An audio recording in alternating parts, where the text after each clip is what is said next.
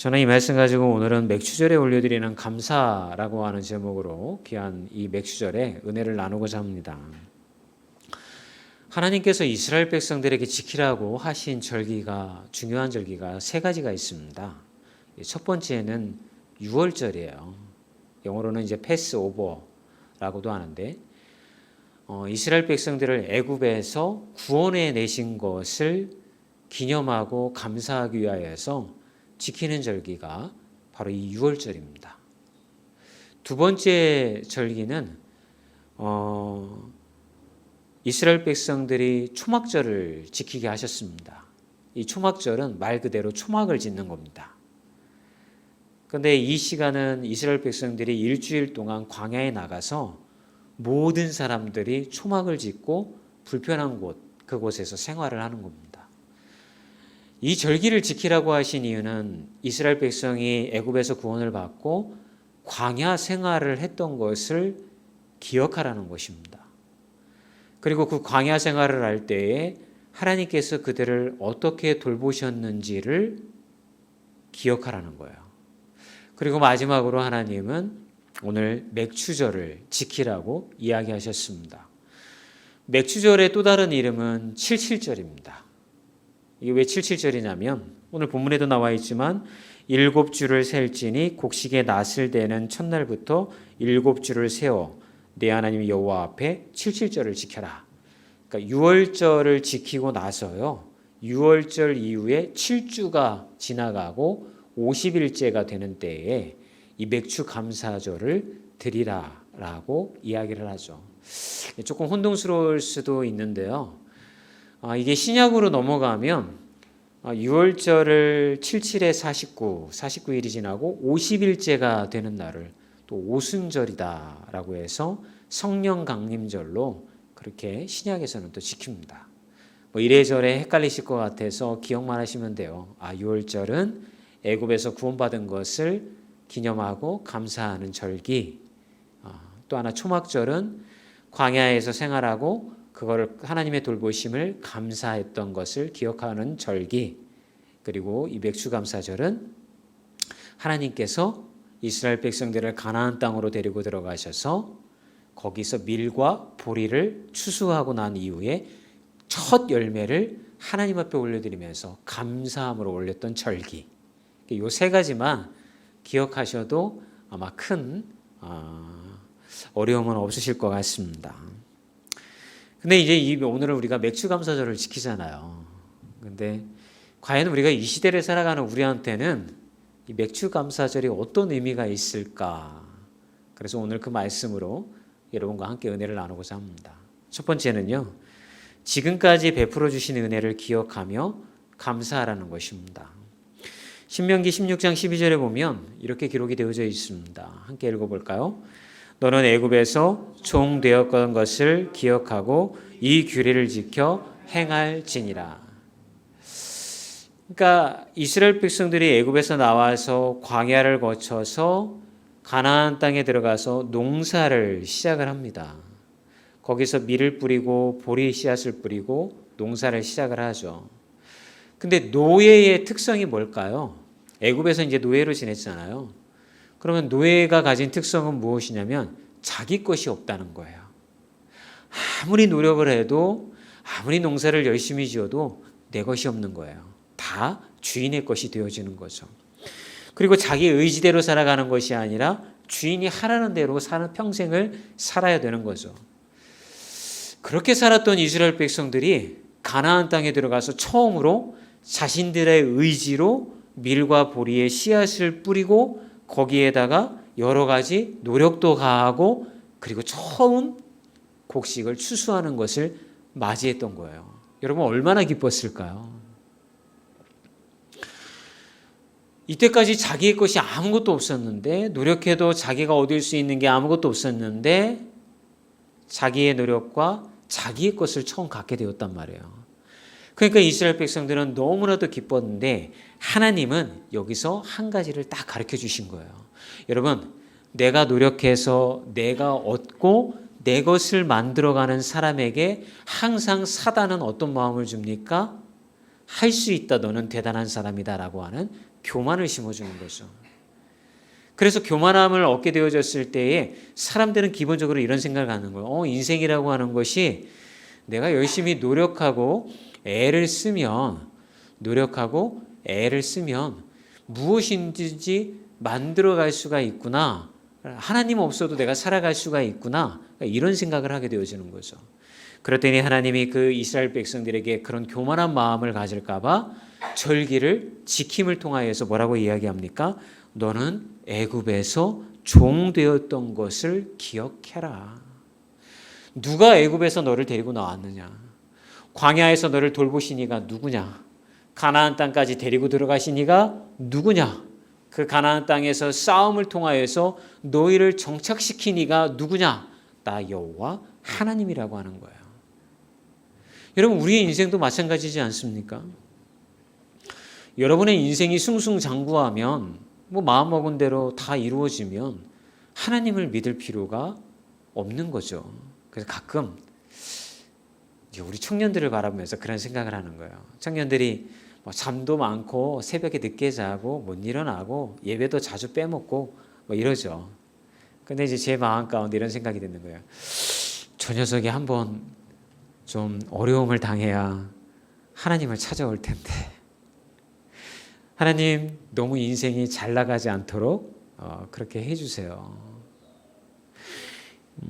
가끔 우리 교회에 모여서 공부하는 스터디 모임이 있습니다. 근데 어떤 목사님이 이제 오셨는데 그런 얘기를 하는 거예요. 이분이 아주 좋은 대학을 나오셨던 것 같아요.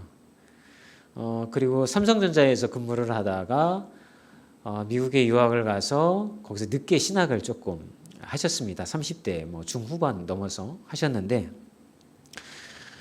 결혼을 했는데 장인어른 되실 분이 공무원이신 거예요. 근데 어떤 공무원 자리인지를 잘 몰랐는데 나중에 알고 보니까 안기부의, 지금으로 얘기하면 국정원의 고위급 공무원이었던 거예요. 깜짝 놀랐다는 거예요. 이 목사님 집안도 만만치 않습니다. 아버님이 서울 쪽에서 경기도 지역에서 교육감을 지내셨던 분이죠. 근데 신앙생활을 잘 이렇게 하지 않는 것을 알게 된 거죠. 그래서 목사님이 이렇게 기도했답니다. 망해라, 폭삭 망해라. 그래야 하나님 찾지 않을까? 이게 신앙이 들어가야 되는데 너무 잘 나가는 거예요. 가문이, 집안들이 너무 잘 나가는 거예요. 그래서 이 목사님이 자기 집을 향해서도 우리 집도 망해야 된다. 그래야 예수님이 찾아오셨을 때 마음을 물고 예수님을 만나지, 지금처럼 승승장구하면 예수님 만나기 어렵다. 목사님 깨달음을 얻은 거예요. 그렇게 한때는 기도를 했다고 그래요. 우리 어머니가 망해야 어머니가 예수님을 믿을 텐데 이런 기도를 했다는 거예요. 지금은 예수님을 만나셨다고 그래요. 여러분, 참 아이러니하지 않습니까? 우리는 예수님을 믿으면서 우리의 삶이 승승장구하게 해달라고 기도하고 자녀들의 삶이 좀 세상에서 잘 나갈 수 있는 인생이 되게 해달라고 그렇게 기도하는데, 정작 그게 현실이 되어지면 자녀들은 예수님을 믿지 아니하고 우리도 예수님을 믿지 않는 거죠. 이스라엘 백성들이 그들의 삶에 평탄하고 늘 풍요로운 삶만 가득하다고 한다면 그들은 이 하나님을 떠나서 자신들의 노력으로 인생을 일구어갈 것을 하나님은 아신 거죠. 그리고 맥주절을 통하여서 첫 열매의 소산을 하나님 앞에 올려드릴 때 하나님은 그들에게 이렇게 얘기합니다. 너는 애굽에서 종살이 하였던 것을 기억하고 이 규례를 지켜라. 양면의 칼날 같은 거죠. 뭡니까? 네가 나 여호와를 떠나면 다시 종살이의 삶으로 돌아가는 거야. 그러나 나 여호와를 기억하고 하나님께 영광을 돌리는 삶을 살며 애굽에서 나와서 이렇게 가나안으로 인도되어지는 복된 삶이 되어지는 거야. 양날의 검과 같은 두 가지의 축복과 저주를 이스라엘 백성들에게 이야기하고 있다라고 하는 것이죠. 여러분들은 어떠십니까? 지난 6개월 동안 하나님이 여러분들을 물심양면으로 돌보시고 인도해 오셨다라고 하는 것을 믿음으로 고백하십니까? 때에 따라서 만나와 메추라기를 공급해 주시고 여러분들의 삶을 이끌어 오신 것을 여러분 정말 감사로 고백을 하시나요? 라고 질문을 제가 드린다면 그냥 살아온 것 같은데 크게 감사할 거 뭐 없는 것 같은데 이런 마음도 여러분들에게 있으실 거예요. 그러면 제가 여러분들에게 묻고 싶은 거죠. 왜 감사를 우리는 잃어버렸을까요?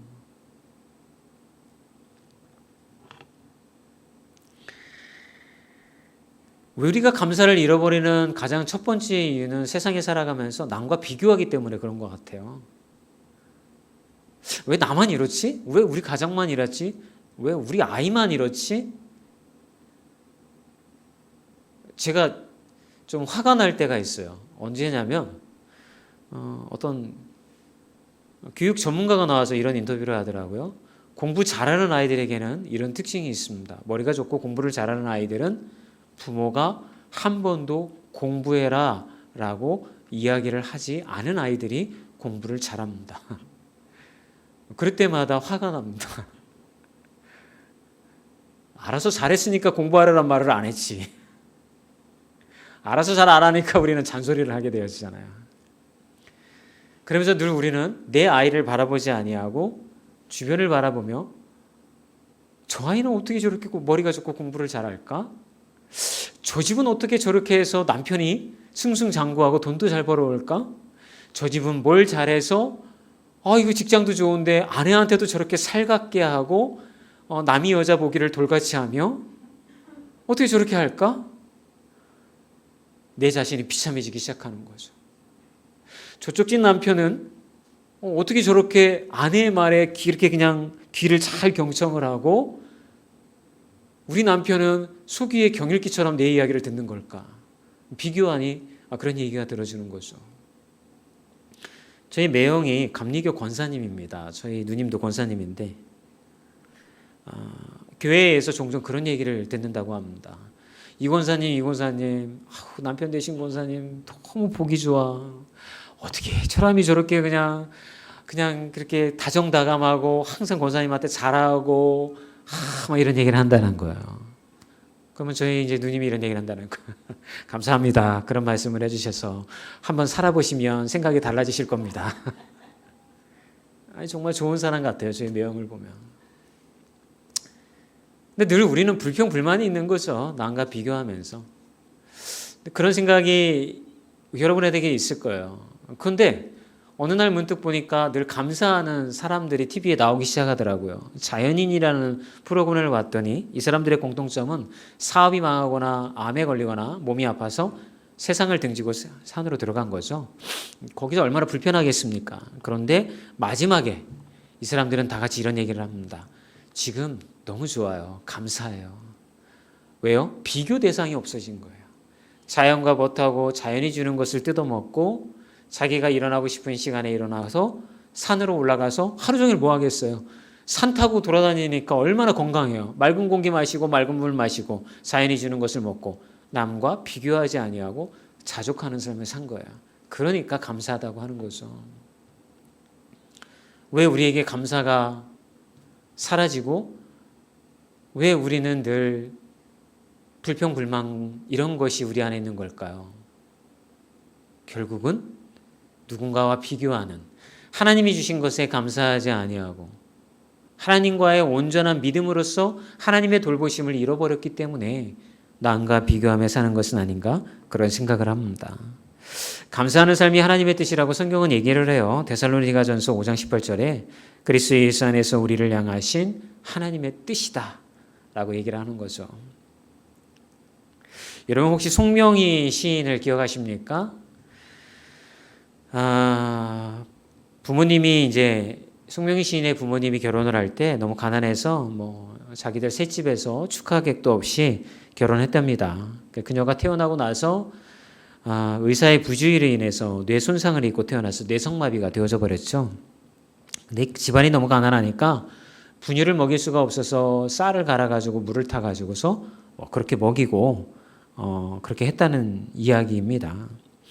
이유식, 유아교육, 백일잔치, 돌잔치는 꿈같은 이야기라고 해요. 근데 그가 자라나서 어느 날 방송국에 다니는 어떤 장로님이 딱한 사정을 듣고서는 미국에 데리고 가셔서 치료하고 공부시키겠다라고 그렇게 얘기를 건넸답니다. 그러니까 그녀가 난 이대로가 좋아요. 주님이 만들어 놓으신 이대로 살겠어요. 예, 그런 얘기를 했다는 거죠. 그러니까 장로님이 그녀를 꽉 껴안으면서 눈물을 펑펑 쏟았다고 합니다. 그때 송명희 시인이 적은 시가 나 가진 재물 없으나 라고 하는 그런 시였습니다. 뭐 가사를 보면 뭐 이런 겁니다. 나 가진 재물 없으나, 나 남이 가진 지식 없으나, 나 남에게 있는 건강이 있지 않으나, 나 남이 없는 것 있으니, 나 남이 못 본 것을 보았고, 나 남이 듣지 못한 음성을 들었고, 나 남이 받지 못한 사랑받았고, 나 남이 모르는 거 깨달았네. 그래서 공평하신 하나님, 나 남이 가진 것 없지만 공평하신 하나님이 나 남이 없는 것 갖게 하셨네. 뭐 이런 시를 몸을 막 뒤틀어가면서 쓰신 거죠. 그 찬양 한번 들어볼까요? 우리. 네.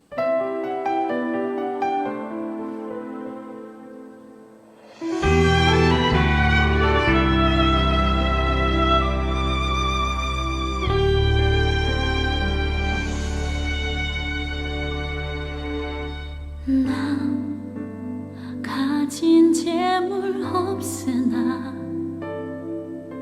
나 남이 가진 지식 없으나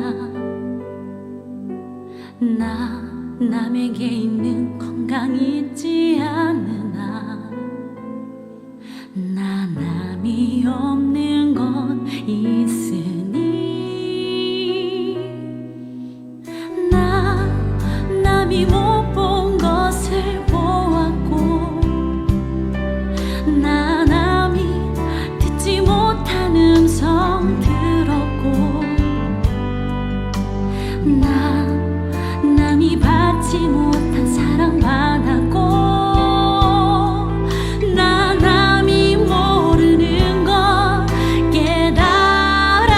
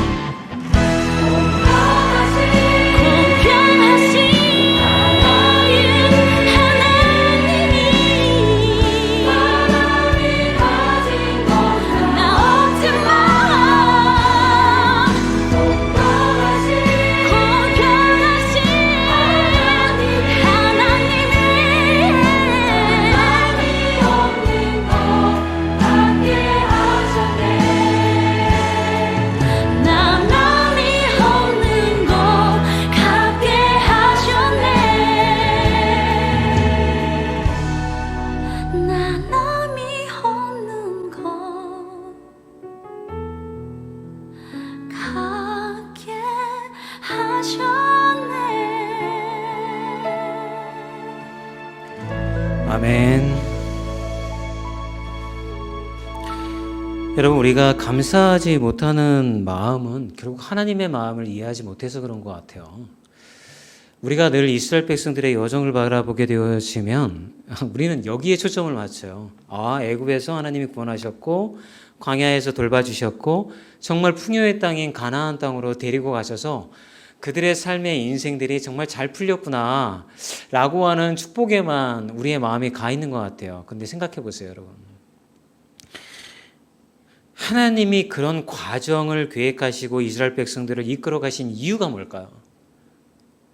왜 애굽에서 나 죽게 되었습니다, 살려주세요라고 하는 외침에 귀를 기울이시고 데리고 나오시고 광야에서 구름기둥과 불기둥과 만나와 메추라기로 물로 돌보시고 그 다음에 가나안까지 데리고 가셨을까? 왜 이런 여정을 하나님이 이스라엘 백성이라고 하는 얘들을 택하셔서 하신 이유가 있을 거 아니에요.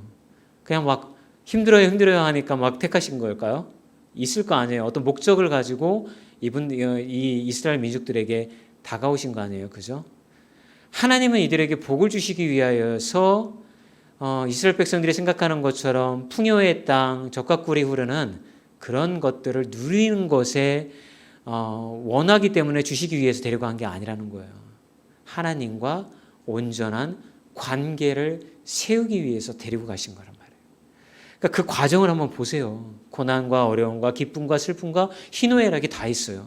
근데 그 과정들을 통해서 끊임없이 하나님은 이스라엘 백성들에게 어필하시는 게 뭐냐면 내가 너희들을 지켜주고 내가 너희들을 이끌어가고 내가 너희를 돌보고 나는 너희의 하나님이고 너희는 나의 자녀다. 이거예요, 이거. 여러분의 인생도 마찬가지인 거예요.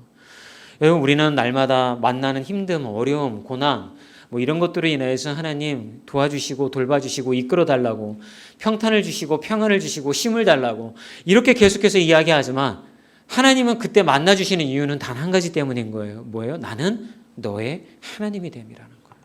너의 아버지가 됨이라. 이 과정들을 통해서 제발 그것은 깨달아라. 이거 알려주고 싶은 거예요. 그럼 오늘 우리는 맥주 감사절을 통해서 하나님 앞에 감사를 해야 되는데 무엇을 감사하는 게 맞을까요? 지난 6개월 동안 걱정 없는 인생을 살게 해주셔서 감사하시다는 분이 있다고 한다면 정말 좋은 거죠. 근데 지난 6개월을 돌아보니까 힘들고 어렵고 막 정말 밑바닥으로 떨어지고 그런 6개월을 지내오신 분이 있다고 한다면 감사가 있을 수가 없지요. 그죠? 무엇에 포커스를 맞추면 내가 사는 삶에 대한 평탄과 복에 포커스를 맞추면 그러나 만약에 바꿔서 하나님이 인도해 오시는 여정이었다라는 것을 여러분들이 발견만 하신다고 한다면 그 힘든 길 가운데 하나님은 나에게 피할 길을 예비하시고 피하게 하시고 감당케 하시고 함께 해주셔서 이겨내게 하셨구나. 나는 너의 하나님이 됨이라 라는 것을 나로 하여금 알게 하셨구나. 이제 우리의 감사의 고백은 뭐가 되어져야 할까요? 하나님 나와 함께 해주셨으니 너무 감사합니다라고 하는 고백이 이 맥주 감사절에 이루어져야 되지 않겠습니까? 그런 고백이 있기를 주의 이름으로 축원합니다. 두 번째는요, 나의 있는 것으로 하나님께 감사하는 삶을 살게 하기 위하여서 이게 맥주 감사절을 주신 거죠. 말씀 읽어볼까요? 신명기 16장 16절에서 17절입니다. 너희 가운데 모든 남자는 1년에 3번 곧 무교절과 칠칠절과 초막절에 내 하나님 여호와께서 택하신 곳에서 여호와를 배웠고 빈손으로 여호와를 배웁지 말고 각 사람이 내 하나님 여호와께서 주신 복을 따라 내 힘대로 드릴지니라. 말씀 구절이 다 이해가 되어지는데 무교절이라는 것에 딱 무교절이라는 게 이제 조금 이해가 안 가시죠? 무교절은 뭐냐면 6월절 절기를 지킨 다음 날부터를 무교절이라고 그래요. 이날부터는 뭐를 하냐면 이 사람들이 누룩을 넣지 않는 빵을 쪄서 먹는 거예요. 그 인도 음식점 가면 왜 이렇게 난 주잖아요. 난 이렇게 빈대떡 같은 거 난 찍어서 먹으라고. 그거를 이제 거기에 누룩을 넣지 않는 거예요. 발효를 시키지 않고. 그거를 그래서 무교절이라고 하는 거예요. 누룩을 넣지 않았기 때문에. 자, 그때에 뭐라고 얘기합니까? 각 사람이 네 하나님 여호와께서 주신 복에 따라 그 힘대로, 빈손으로 오지 말고 힘대로 여호와께 드리라고 이야기하는 거죠. 언제요? 맥추절에 첫 열매. 그러니까 요게요, 우리가 직장 생활하면 처음 취직해가지고 첫 월급을 받으면 하나님 앞에 첫 열매를 다 올려드리는 거잖아요. 제가 저희 누님 이후로 잘 못 봤거든요, 그건 거. 근데 이제 우리 전사님 한 분이 사역을 시작을 했는데 첫 사례비를 드렸는데 첫 사례비를 다 헌금을 했더라고요. 그래서 아하, 첫 열매라. 아, 잘 배웠구나. 하나님 앞에 올려드렸구나. 그런 생각을 해봤어요. 자, 근데 이 구절에서 우리의 마음에 걸리는 게 있어요. 그게 뭐냐면 빈손으로 오지 말고 각 사람이 네 하나님 여호와께서 주신 복을 따라 힘 닿는 대로 하나님 앞에 올려드려라. 이게 마음에 탁 멈춰요. 숨이 막혀요. 약간 부담이 돼요. 왜냐니까요? 자꾸 뭘 드리라고 하니까. 근데 여러분, 왜 이게 여러분의 가슴에 와서 딱 걸리는 말이 될까요? 힘 닿는 대로 빈손으로 오지 말고 하나님 앞에 드리라는 게 돈이라고만 생각을 하시니까 그런 거예요. 나도 사는데 힘들어 죽겠는데 자꾸 갖다 바치라고 그래. 거기서 마음이 딱 걸리는 거예요. 근데 이 구절은 여러분, 돈이라는 것을만 이야기하는 게 아닌 거예요. 근데 우리가 그렇게 드는 생각은 왜냐면 여러분의 생각이 벌써 거기에 가 있기 때문에 그런 거예요. 돈과 물질에 매여 있으니까 말씀 구절을 봐도 그것만 생각이 드는 거예요. 최용덕이라고 하는 분이 있어요. 찬미예수. 아마 옛날에 복음성가 찬양집 만드시는 찬미예수라고 하는 책 아실 거예요. 그걸 만들어 가지고서 복음성가 CCM을 많이 공급하신 분인데, 이분이 어느 날 이제 찬양 집회를 하러 갔어요. 막 찬양 집회를 열심히 해서 막 찬양을 하는데, 아니 청년 하나가 찬양을 하는데 남들은 다 박수를 치면서 찬양을 하는데 자기 뺨을 치면서 찬양을 하는 거예요. 너무 이상하잖아요. 저 친구는 왜 남들처럼 박수를 안 치고 자기 뺨을 찬양을 하는데 막 치면서 찬양을 할까? 집회가 끝나고 나서 궁금해가지고 그 청년에게 딱 다가갔어요. 청년 집회 하니까 많잖아요. 잘 안 보이잖아요, 앞에서. 딱 다가간 순간 왜 그 청년이 그렇게 했는지를 딱 알게 된 거예요. 청년의 팔이 하나가 없는 거예요. 이 청년은 하나님 앞에 박수를 치면서 찬양을 하고 싶은데 팔이 하나가 없으니까 자기 뺨을 치면서 이걸 막 찬양을 하는 거예요. 아니 왜 엉덩이를 때리거나 허벅지를 때리면서 안 하고, 소리가 잘 안 나나? 하여튼 뺨을 때리면서 찬양을 했더라고 하는 것이죠. 여러분, 우리 안에 이렇게 하나님을 기쁘게 해드리기 위해서 하나님 앞에 빈손으로 나오지 아니하고 감사로 하나님 앞에 올려드릴 게 여러분에게 있다는 것입니다. 우리에게 남겨진 것으로 하나님 앞에 감사할 수 있다라고 하는 거예요. 여러분, 두 손이 남아져 있고 두 팔이 남아져 있고 두 다리가 남아져 있죠. 여러분의 입술이 남아져 있죠. 우리는 왜 그걸로 하나님 앞에 영광을 돌릴 생각을 못 할까요? 목사님, 요새 너무 삶이 지루해요. 어떻게 하루를 보낼지 늘 날씨도 덥고 심심하고 그래요. 교회 오세요. 전도 물티슈가 저기 아직 많이 남아있어요. 밖에 나가서 전도하시면 되죠. 오시면 저랑 같이 전도 나가시면 되죠. 두 다리가 남아있고 건강한 육체가 남아있고 여러분의 입술이 남아있잖아요. 하나님 앞에 영광 돌릴 수 있게 우리에게 남겨주시고 너무나도 많은 거예요. 시간도 남아있고 육체도 남아있고 건강하시니까 그거 생각하시는 거 아니에요. 내게 남아있는 것으로 하나님 앞에 감사를 드릴 수 있는 맥주절이 되었으면 좋겠습니다. 그래서 결론을 여러분들 말씀드리면, 맥주감사절은 광야를 벗어나서 가나안에 들어가서 첫 농사에 얻은 것을 하나님에게 감사로 올려드리는 절기였습니다. 하나님의 돌보심을 잊지 말라는 거예요. 우리는 매년마다 절기가 돌아옵니다. 혹시 하나님의 돌보심을 지난 6개월 동안 잊어버리지 않으셨나요? 그렇다고 한다면 여러분 안에 감사할 거리를 다시 한번 찾아보세요. 그래서 하나님 앞에, 하나님 지금까지 저를 돌보아 주셨음, 여기까지 하나님이 인도하셨다, 에베네셀의 하나님, 그 하나님을 이 맥주절에 고백하시는 분들이 되셨으면 좋겠습니다.